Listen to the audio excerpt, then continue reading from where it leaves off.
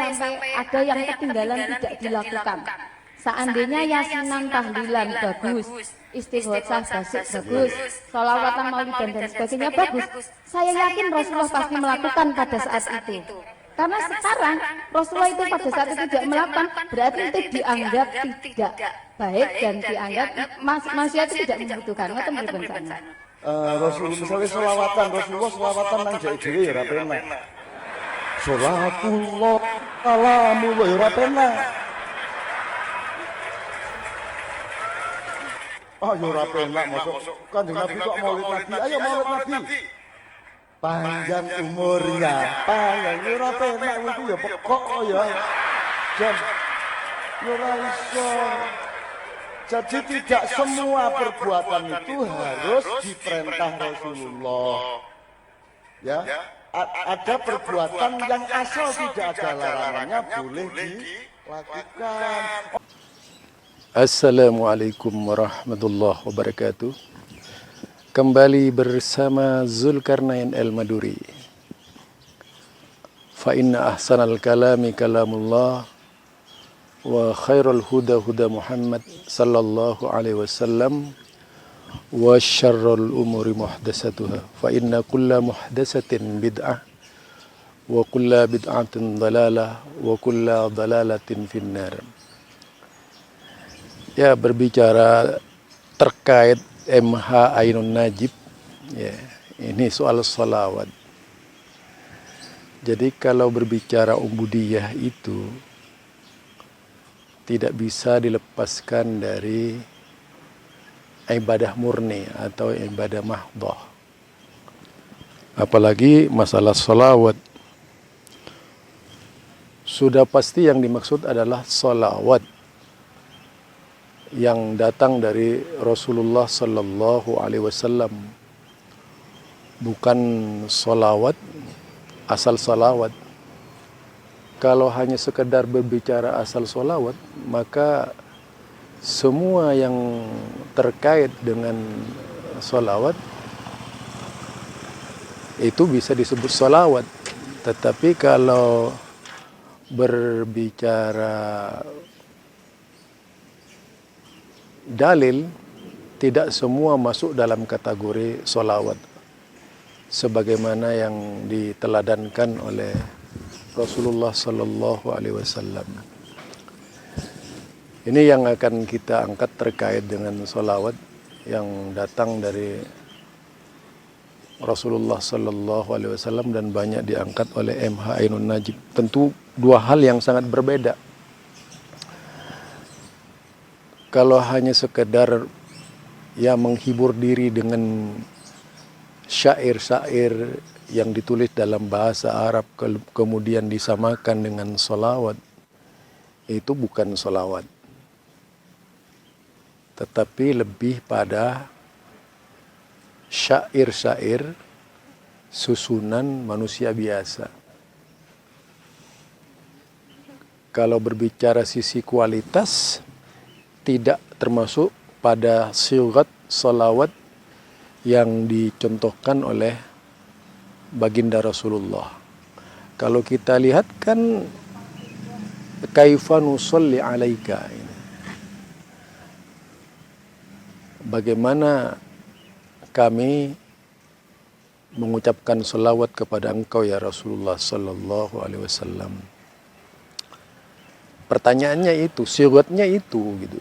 Jadi sigat Arabianya seperti itu. Yang ditanya bagaimana caranya, bukan asal membaca begitu saja. Karena termasuk salam itu kan diajarkan oleh Rasulullah. Seperti Assalamualaikum warahmatullahi wabarakatuh. Memang itu yang dimaksud adalah salam yang diajarkan oleh Rasulullah Sallallahu Alaihi Wasallam. Bukan salam-salam sebagaimana banyak diucapkan. Karena setiap agama punya salam masing-masing. Nah, di dalam Islam salamnya itu dari Rasulullah, Assalamualaikum warahmatullahi wabarakatuh. Assalamualaikum. Itu yang diajarkan oleh Nabi. Demikian pula halnya dengan salawat. Diajarkan oleh Rasulullah. Pertanyaannya, kaif? Kaif itu adalah sigot. Bentuknya salawat seperti apa yang harus saya baca kepada Rasulullah. Apalagi kemudian membaca salawat bersama-sama.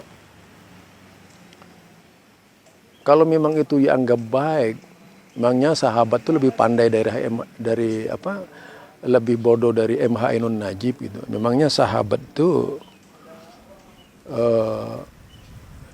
lebih tidak mengerti dari MH Ainun Najib. Kalau memang itu baik, la sabaquna ilaih, mereka itu pasti mendahului berbuat. Dan tentu mereka akan sangat mengerti apa yang diucapkan oleh Rasulullah Sallallahu Alaihi Wasallam. Kenyataannya para sahabat kan tidak demikian. Sahabat orang yang sangat dekat dengan Rasulullah, sahabat orang yang sangat dibimbing dan dicintai oleh Rasulullah, dan tidak ada iman seperti kualitas imannya para sahabat, tidak ada ketakwaan seperti kualitas ketakwaannya para sahabat, itu tidak ada semuanya. Sampai akhir zaman pun kualitas keimanan dan ketakwaan itu dimiliki oleh para sahabat Rasulullah Sallallahu Alaihi Wasallam. Karena mereka itu adalah awal dari terbentuknya masyarakat Islam ketika itu. Jadi kalau kemudian dianggap membuat sholawat itu adalah sebuah kebaikan, membuat sholawat akan kebaikan, tentu semua orang akan bikin sholawat seenaknya. Ini. Jadi disinilah agama memberikan bimbingan kepada kita bagaimana menjadi seorang Muslim yang patuh taat kepada Rasulullah Sallallahu Alaihi Wasallam. Bukan asal Muslim, bukan asal mukmin, tapi Muslim mukmin yang taat kepada Allah dan Rasulnya. Jadi masalah salawat MH Ainun Najib ini, ya tidak bisalah kemudian dasarnya akal terus. Tetapi bagaimana akal itu ditata di atas di bawahnya syariat. Akal itu ditata di bawahnya syariat. Jadi mengikuti alunan syariat, bukan sebaliknya. Syariat mengikuti alunan akal. Tidaklah kemudian afala ta'qilun, lalu mengapa engkau tidak berpikir? Maksudnya ia tidak berpikir secara syar'i, tidak berpikir secara imaniyah, tidak berpikir sebagai seorang muttaqin. Itu yang diinginkan Allah, berpikir sebagai seorang abid, berpikir sebagai seorang yang taat, berpikir seorang yang muttaqin. Tidaklah kemudian membuat kembaran-kembaran agama di dalam mendefinisikan agama, termasuk masalah tahlilan, masalah salawat. Apa yang dikatakan oleh MH Ainun Najib ini tentunya sangat membutuhkan merupakan sebuah kesalahan ya, yang membutuhkan kritik pedas gitu. Tidak bisa dibiarkan begitu saja berkembang pemahaman seperti MH Ainun Najib di Indonesia gitu. Ya itu pendapatnya MH Ainun Najib, saya juga kan boleh berpendapat seperti itu. Dan tentu saja saya berpendapat tidak hanya asal berpendapat. Berpikir kepada mayoritas ulama-ulama dahulu kala yang lebih konsekuen, konsisten di atas Quran dan As-Sunnah.